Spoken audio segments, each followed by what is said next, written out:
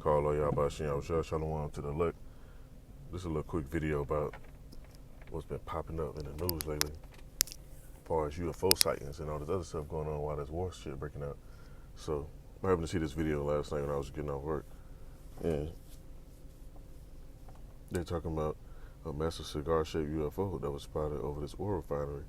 Now, the scriptures mention how the eyes of the Lord are 10,000 times brighter than the sun, and the eyes of the Lord roam to and fro on the earth, beholding the good and the evil. The eyes of the Lord, basically, it's like parabolic talk. It's not his literal eyes rolling around, looking at everything.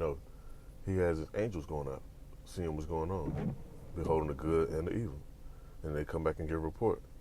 And then you have angels that actually help execute judgment too as well. So these angels are going around seeing what's going on and, making sure everything is going how it's supposed to be going. Because this stuff right now that's happening is all part of biblical prophecy now. Let me get this preset real quick.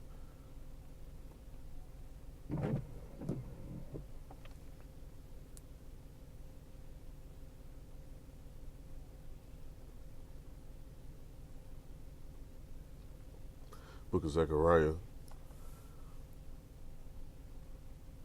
5:1. That's what I'm starting. It says, "Then I turned and lifted up my eyes and looked, and behold, a flying roll." So this stuff has been documented since way back then.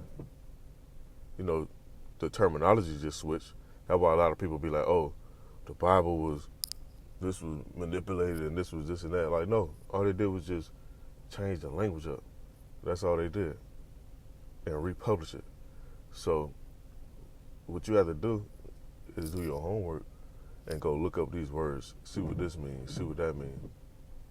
Actually dig into it, not just take it for face value. Because a person that's taking this for face value, they'll think of a flying roll, they'll think of a damn roll flying around. No, look at this video right here. It's a perfect example of what they were seeing.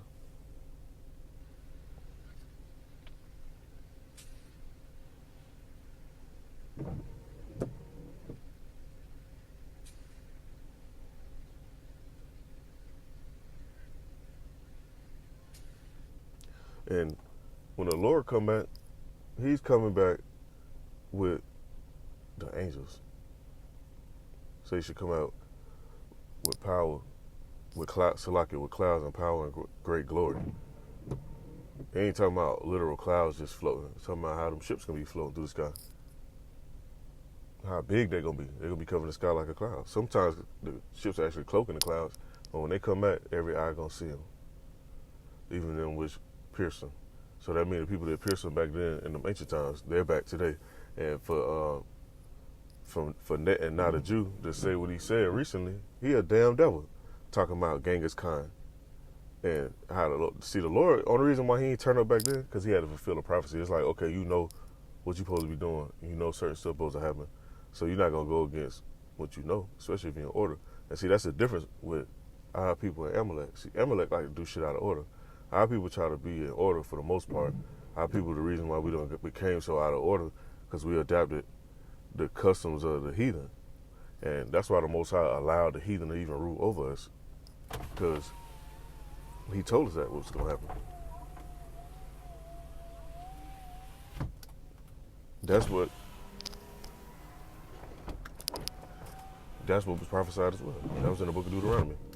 So let me finish reading this real quick. It says, "And he said unto me, What seest thou?" Speaking to the angel. And it says, "And I answered, I see a flying roll. The length thereof is 20 cubits, and the breadth thereof is 10 cubits. And he said unto me, This is the curse that goeth forth over the face of the whole earth.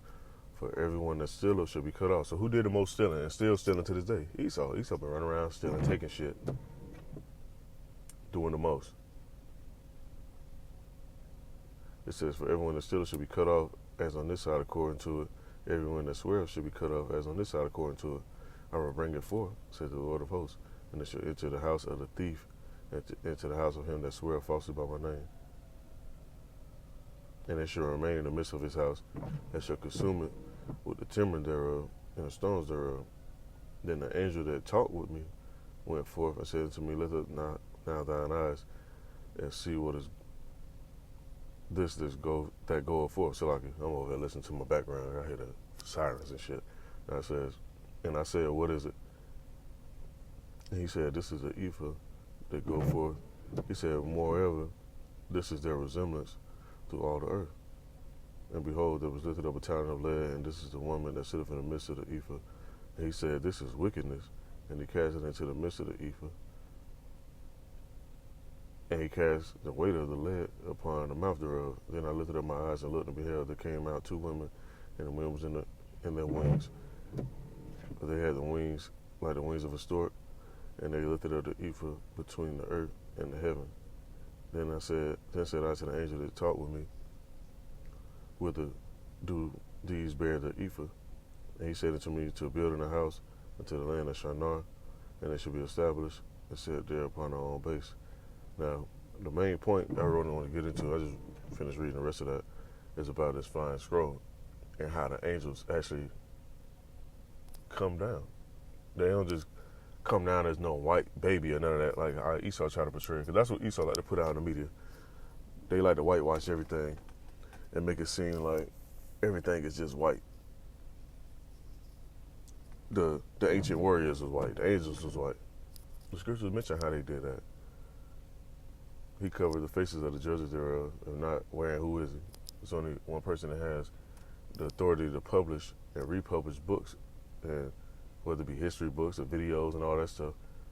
They send out archaeologists and they find out the truth, but they're not going to reveal the truth. But the truth is going to be made known continuously throughout the whole earth. The book of Daniel speak about knowledge being increased and many running to and fro. And Esau panicking, so,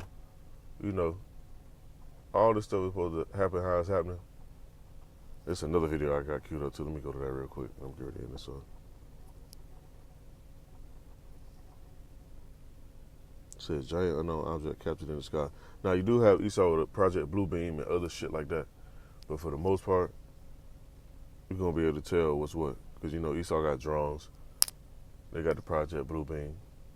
They got the shit that they conjured up when they communicated with Hashatan. They got technology too, because they do that. They'll conjure up spirits on the left-hand side to get technology and trade them offerings for that. This is the stuff that goes on. And it seemed out of this world because Esau keep you distracted with this world. That's why the scriptures say, be in the world, not of the world. You got to know how to maneuver through all this and still be on a high spiritual level too. And it's a blessing to be able to maneuver like that. The Most High bless people to be that way so you can see what's really going on and be able to discern. So I ain't gonna go on too much more. I just want to bring this out because I happened to see this and just thought it'd be edifying. Out of my Ratazah, this was edifying, so people would know, like, hey, we start seeing certain stuff. This is the Lord making due on His promise. Scriptures say the Lord is not a man that He should lie. So call all y'all by Shalom to the elect.